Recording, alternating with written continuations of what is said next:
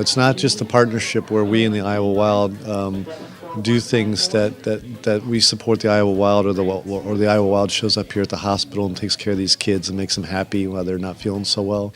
It's us working together to make the community a better place to live, and the Iowa Wild has stepped up from day one. So we're a very proud partner with the Iowa Wild, and we see bigger things coming in the future. Well, I think as a professional sports organization, we have obligation, and we also have the ability to be great community partners. And I think it's part of our civic responsibility to give back where we can, not only in terms of player appearances or mascot appearances, but also in terms of money. So we have put a ton of effort and time behind trying to raise as much money as we can to donate back to nonprofits.